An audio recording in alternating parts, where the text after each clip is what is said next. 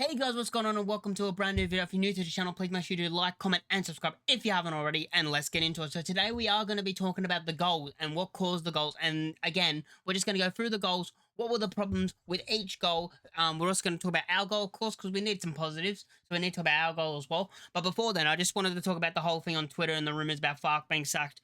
I have not made a video about this because I have no clue. Because at the moment they're all rumors, and at the moment what it feels like is the blind leading the blind. No one has a fucking clue. Nobody knows anything really, in my opinion.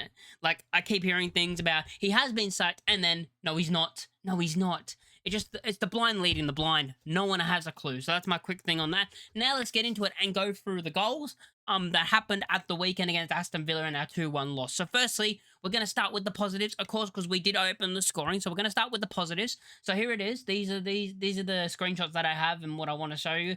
So the two before this, I want to give credit because he has been getting a lot of stick on Twitter after this game, Brendan Aronson, because I mean, he wasn't bad, but he wasn't great. I understand that he was better than Okafor, but people won't like that. But Aronson won this free kick, so I want to give him some credit that he doesn't get, from the fan base. So I do want to give him actually some credit. He's the one that won this free kick. He did well. He won the free kick. You'll say it's a dive, but it's a Premier League dive. All players do it. They feel a bit of contact, they're going to go down. Great job for Aronson winning the free kick. And then again, you got Longstaff over them who have been amazing at free kicks this season. So you got a Longstaff circled because he's taken the free kick.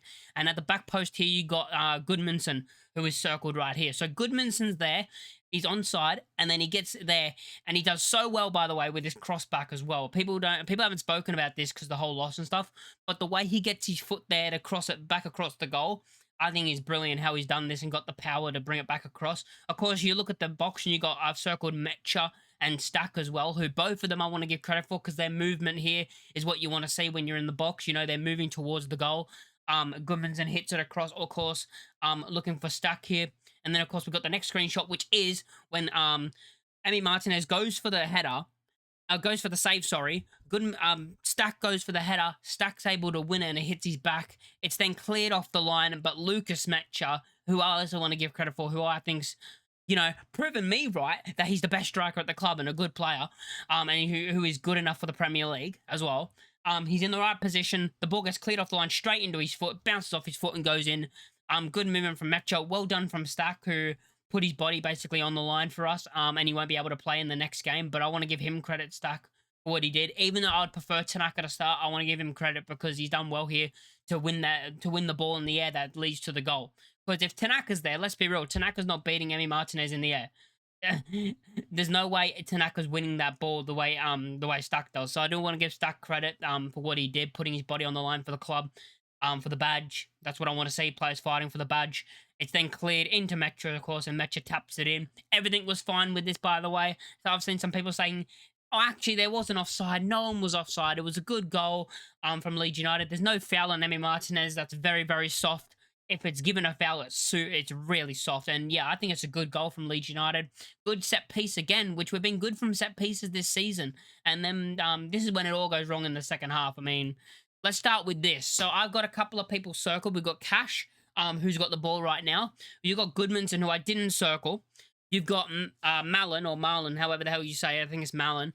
And I've circled him, and I've also put that red spot. Look how much space there is there. Now, this has also come from, which I want to actually talk about, this has come from, firstly, Ampadu.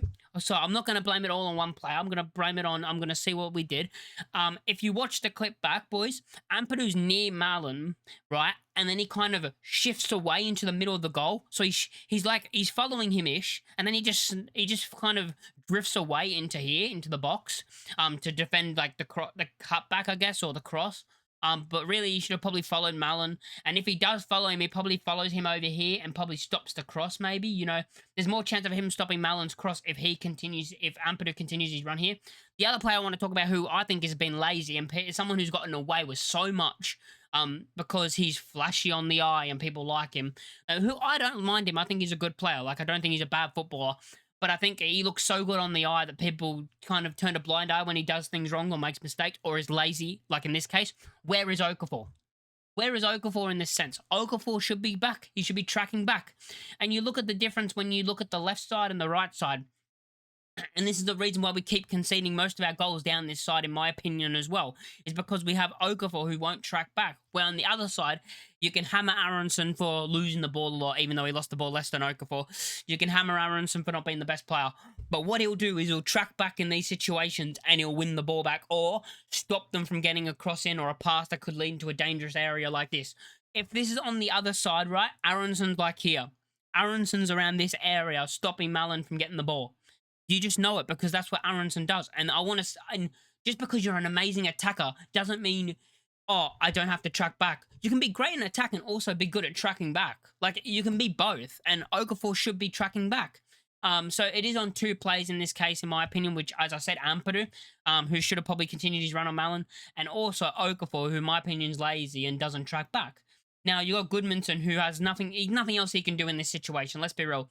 He's got cash. You know, he's in a good position right here. He's got cash in this position. He probably thinks he's going to try and cross it in. He probably thinks he's going to just cross it in at this point. So let me go to the next slide, which is here where Okafor appears. And look at Okafor. I'm sorry. Look at Okafor. Malin's beat him, and he's standing with his hands behind his back. Like, what do you mean you're standing with your hands behind your back? For me, this is poor defending from Okafor as well in this sense. He's got his arms behind his back while he's already past you and he's down here. Look at the space. And then, of course, you got the red circle here is Rodgers. And I don't know who that is. I think that's Ampadu. So Ampadu's, as I said, he was near him. And then he kind of drifts into the middle and then drifts into this area to try and stop it. I think you got Strauch here. So that's Strauch, I'm pretty sure. And that's Bogle? I think that's Bogle. And Rodgers does well to get in front of everyone. And then look at this finish. I mean, it's a good finish, by the way, from this area. Yeah, that is Bogle. It's a good finish. Should Bogle do better here defensively? Does he get beat too easy from Morgan Rodgers? I'm not going to blame it on Bogle at all because this play should have been stopped before it got here, by the way. This play should have been stopped before it got here. Unfortunately, it doesn't. Morgan Rodgers puts it in the back of the net, and it's 1-1. Should Perry do better with the save? I mean, it's a beautiful finish. But if you look when the shot's taken, Perry's pretty close to it. You know, maybe he should do better. But that's just a bit harsh. That's like criticism, probably a bit harsh, based off what happens next. But yeah, I think this play should have all been stopped right in this place where Ampadu should have either followed him or Okafor should have been back here tracking back. Even here you're looking at it and you're like, Okafor, follow him. Don't put your hands behind your back and do that. You've been absolutely skinned.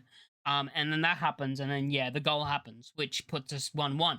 And now we go into the moment that absolutely annoyed me, because from the moment they got the free kick and the moment they set it up, in my head, I was like, they're scoring. I was like, Perry's positioning's poor. Perry's positioning's poor.